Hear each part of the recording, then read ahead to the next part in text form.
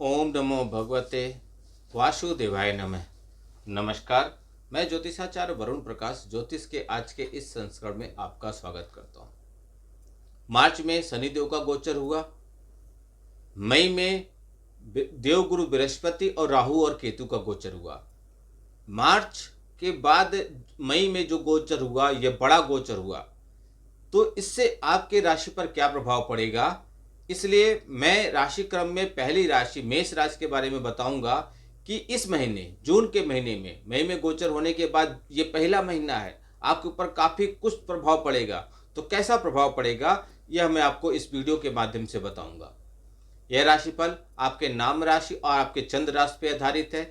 यदि व्यक्तिगत तौर पे अपने बारे में कुछ जानना और समझना चाहते हैं तो अपनी कुंडली का विश्लेषण करा लीजिए, क्योंकि ज्योतिषाचार्य कभी कुछ नहीं बोलते। आपके कुंडली के ग्रह ही सब कुछ आपके बारे में बताते हैं, आपके भविष्य के बारे में बताते हैं। तो आप अपनी कुंडली का विश्लेषण करा लेंगे तो अपने बारे में सब कुछ जान समझ लेंगे। सबसे पहले मैं आपको सामान्य तौर पर बताऊंगा कि क्या ग्रहों की स्थिति बनेगी, फिर एक एक चीज कलयुग के 3 मूल आ सकता है, रोटी कपड़ा मकान, इस पर क्या स्थिति बनेगी। रोटी कपड़ा मकान के लिए आपको व्यापार करना है, नौकरी करना है, कार्य करना है। मकान बना लिए तो उसमें अच्छे स्वास्थ्य, अच्छा परिवार और आपके जीवन संगनी, या आप अविवाहित हैं तो आपका प्रेम के साथ कैसा होगा यह जानना जरूरी है। यदि किसी भी तरीके का आपके जीवन में बाधा आ रही है तो मैं कार्यक्रम के अंत में आपको उपाय बताऊंगा। यदि वह उपाय आप ईमानदारी के साथ करते हैं तो आपकी नकारात्मकता दूर हो जाएंगी। तो पहले समझिए सामान्य तौर पर मेष राशि वालों आपके लिए जून का महीना कैसा होगा। तो यह महीना मेष राशि के जातकों के लिए कई मामलों में अनुकूल रहेगा, ऐसी पूरी संभावना दिखाई दे रही है। अग्नि तत्व की आपकी राशि है और आपके राशि स्वामी मंगल हैं, जो महीने की शुरुआत में अपनी मंगल देव अपनी ही नीच राशि कर्क में यानी कि चौथे भाव में विराजमान रहेंगे।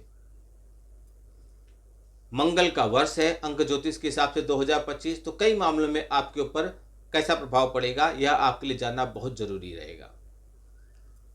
आपको स्वास्थ्य समस्याएं थोड़ा सा मंगल दे सकते हैं, लेकिन 7 तारीख से वह आपके पंचम भाव में जाकर राजयोग बनाएंगे, जो आपको शिक्षा और धन संबंधी मामलों में सफलता प्रदान करेंगे। जो लोग विवाहित हैं उनके लिए महीने की शुरुआत अनुकूल रहेगा और आपके रिश्तों में प्रेम बढ़ेगा। प्रेम संबंधों के लिए महीना कमजोर रहेगा। आर्थिक रूप से कुछ खर्च आपके ऊपर बढ़ेंगे, हालांकि आपकी आमदनी भी अच्छी रहेगी, जिससे आप अपना बैलेंस बना पाएंगे। आपका बैंक बैलेंस बढ़ सकता है और आप इससे राहत भी महसूस करेंगे। भाई बहनों का सहयोग आपको काम में मिलेगा। माताजी का स्वास्थ्य थोड़ी आपको परेशानी में डाल सकता है। पिताजी से सहयोग आपको मिलेगा। नौकरी करने वाले जो भी जातक हैं वो भाग दौड़ का सामना उनको थोड़ा ज़्यादा ही करना पड़ेगा। काम के सिलसिले में लंबी लंबी यात्राएं, विदेश यात्रा करने के भी योग बन रहे हैं। व्यापार करने वाले जातकों के लिए इस महीने अच्छी सफलता की स्थिति बन रही है। अपने स्वास्थ्य के प्रति आपको सावधानी रखनी होगी, क्योंकि इस महीने आपका स्वास्थ्य पीड़ित हो सकता है और आप किसी गंभीर बीमारी के चपेट में आ सकते हैं। धार्मिक क्रियाकलापों में आपकी रुचि बढ़ेगी और आप छोटी मोटी यात्राएं करेंगे। अब यह संभावना कैसे बनेगी? बहुत लोग बोलते हैं ना कि आप बता दिए तो किस आधार पर बताए हैं, तो वो आधार क्या है, ये संभावनाएं जो बन रहेंगी उसकी वो समझिए। तो सबसे पहले समझिए कार्य क्षेत्र में। कार्य क्षेत्र अर्थात जहां पे आप काम करते हैं, कार्य करते हैं, नौकरी, व्यापार, कुछ भी। तो करियर के दृष्टिकोण से यह महीना आपके लिए मध्यम से बेहतर रहेगा। 10वें भाव के स्वामी शनि महाराज पूरे महीने द्वादश भाव में विराजमान रहेंगे। अब स्क्रीन पे देख लीजिए, जिससे कार्य क्षेत्र में भागदौड़ बनी रहेगी। आप कार्यों में अत्यधिक व्यस्त रहेंगे।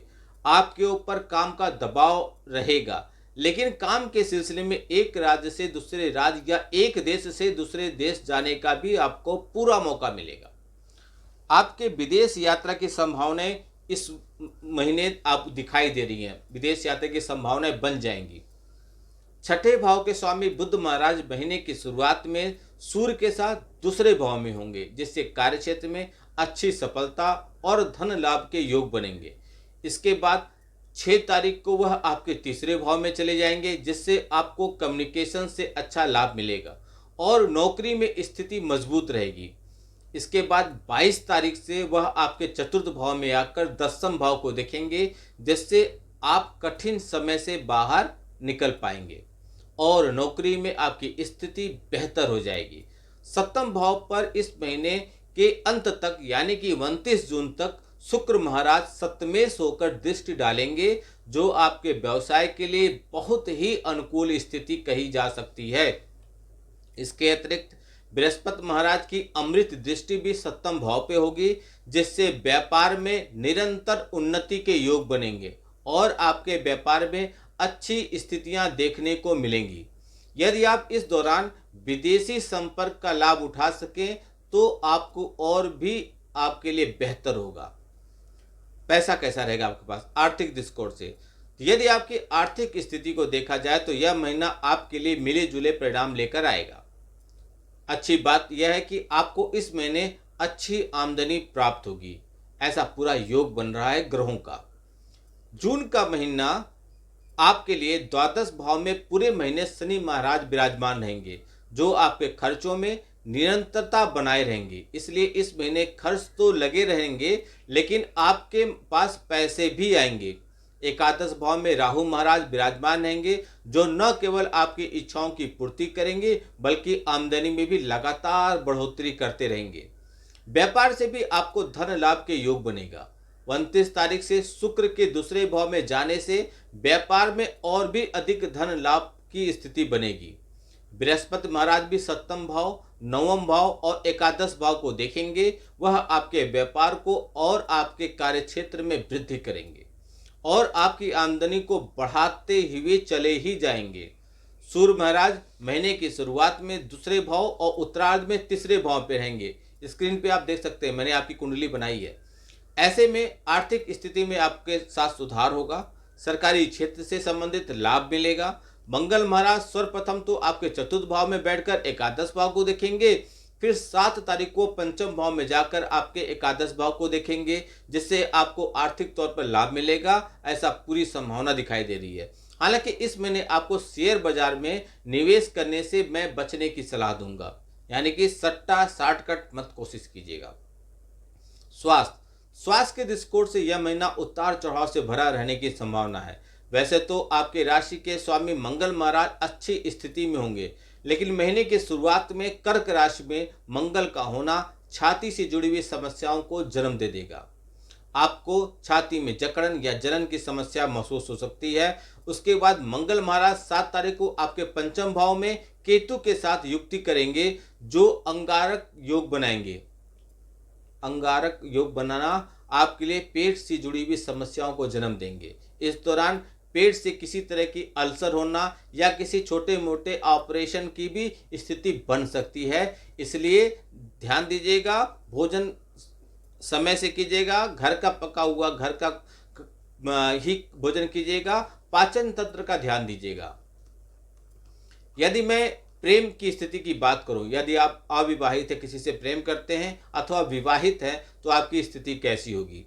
तो यदि प्रेम संबंध है तो महीने के लिए यह महीना आपके लिए नाजुक रहने की संभावना है। पूरे महीने केतु महाराज का पंचम भाव में विराजमान रहना एक दूसरे के प्रति गलतफहमियां को बढ़ावा देगा, जैसे आपके रिश्तों में बार बार तनाव या टकराव या झगड़े की स्थिति उत्पन्न होगी। कुछ लोगों को धोखा भी मिल सकता है, जिससे उनका दिल टूट सकता है। ऐसी स्थितियां बनेंगी। जहां तक विवाहित जातकों की बात है तो 7वें भाव के स्वामी शुक्र महाराज लगभग पूरे महीने आपके प्रथम भाव में यानी कि आपके ही राशि में बने रहेंगे और वहां से 7वें भाव को देखेंगे। ऐसे में आपके रिश्तों में प्रेम और अपनत्व तो बढ़ेगा, रोमानियत के पल आएंगे, मधुरता बढ़ेगा। 29 तारीख को शुक्र महाराज आपके दूसरे भाव में चले जाएंगे, जिससे जीवन साथी को कुछ स्वास्थ्य समस्याएं परेशान करेंगी। आपका अपने ससुराल के प्रति प्रेम बढ़ेगा। यदि परिवार की बात करें तो यह महीना पारिवारिक दृष्टिकोण से अनुकूल रहेगा, फिर भी कुछ मामलों में आपको ध्यान देना है। महीने की शुरुआत में मंगल महाराज अपनी नीच राशि कर्क राशि में आपके चतुर्थ भाव में विराजमान रहेंगे, जिससे आपकी माताजी से आपका झगड़ा हो सकता है। उनसे आपकी तनातनी हो सकती है और उनका स्वास्थ्य बिगड़ सकता है। इसलिए आपको उनसे अच्छे से बातचीत करना चाहिए। दूसरे भाव में सूर्य और बुध एक साथ विराजमान रहेंगे। महीने की शुरुआत में इनका इस भाव में होना पारिवारिक जीवन को अनुकूलता देगा। कुटुंब के मामले में आपको अनुकूल परिणाम मिलेंगे और घर परिवार में अच्छा सामंजस्य देखने को मिलेगा। दूसरे भाव के स्वामी शुक्र का आपके राशि में होना परिवार के लोगों का आपको सहयोग मिलेगा। तीसरे भाव में बृहस्पति का होना पूरे महीने ऐसा भाई बहनों का सहयोग आपको मिलता रहेगा। लेकिन 7 तारीख को मंगल महाराज चौथे भाव से निकलकर पंचम भाव में आ जाएंगे तो आपके संतान से लेकर कुछ समस्याएं आपको देंगे। माता जी के लेकिन स्वास्थ्य में सुधार होगा। इन सब चीज़ों से बचने के लिए मैं आपको कुछ उपाय बता रहा हूँ। ये 4 उपाय है। इन चारों उपायों को कीजिए, किसी एक को स्किप मत कीजिएगा। पहला, आपको श्री गणेश जी महाराज जी को बुधवार के दिन दुर्वा अर्पित करना चाहिए। आपको प्रत्येक रविवार को सूर्य देव को लाल कुमकुम मिलाकर तांबे के पात्र से अर्घ देना चाहिए। हर रविवार को कीजिए। अगर 7 दिन कर लेते हैं तो ये तो सोने पर सुहागा हो जाएगा। गुरुवार के दिन केले के वृक्ष में जाकर जल दीजिए और मंगलवार के दिन हनुमान मंदिर में जाकर चोला चढ़ाइए। इससे आपकी सारी जो थोड़ी बहुत भी परेशानियां चलेंगी वह सारी कट जाएंगी, दूर हो जाएंगी। आपका लाभ ही लाभ होगा। वीडियो को आपने देखा, आपको पसंद आया तो मेष राशि के और भी जो जातक हैं उनके तक पहुंचाने के लिए वीडियो को फॉरवर्ड कीजिए, शेयर कीजिए, जिससे सभी लोगों तक वीडियो पहुंचे। सारे मेष राशि के जातक जून महीने में क्या करना है, कैसे रहना है, क्या सावधानी बरतनी है और क्या उपाय करने से लाभ मिलेगा, यह जान लेंगे तो और अच्छा होगा। लेकिन आप अपनी कुंडली का विश्लेषण करा के मेष राशि के जातक हो या कोई भी हो, अपने बारे में और सटीक जान सकते हैं, क्योंकि आपके ग्रह आपकी कुंडली में कहाँ पे हैं, कैसे हैं, क्या दिशाएं हैं, क्या चाल है, कैसी युक्ति बन रही है, कौन से घर को देख रहे हैं, क्या नक्षत्र है, बहुत कुछ पैरामीटर है। इनका अध्ययन करके आपके बारे में बहुत कुछ सटीक बताया जा सकता है। सोचिए मत, सोचने से सिर्फ समय निकलता है, आपका काम नहीं बनता। इसलिए उठाइए मोबाइल, छोटा सा शुल्क है, वह भर के अपने बारे में जो भी जानना समझना चाहते हैं वह कीजिए। अपने जीवन को सकारात्मक रूप से आगे बढ़ाइए। कमेंट बॉक्स में कुछ न कुछ अवश्य लिखिए। नहीं कुछ लिख सकते तो जय श्री राम लिखिए। आपका दिन शुभ हो। भगवान भोलेनाथ का आशीर्वाद आप पे बना रहे। नमस्कार। जय श्री राम।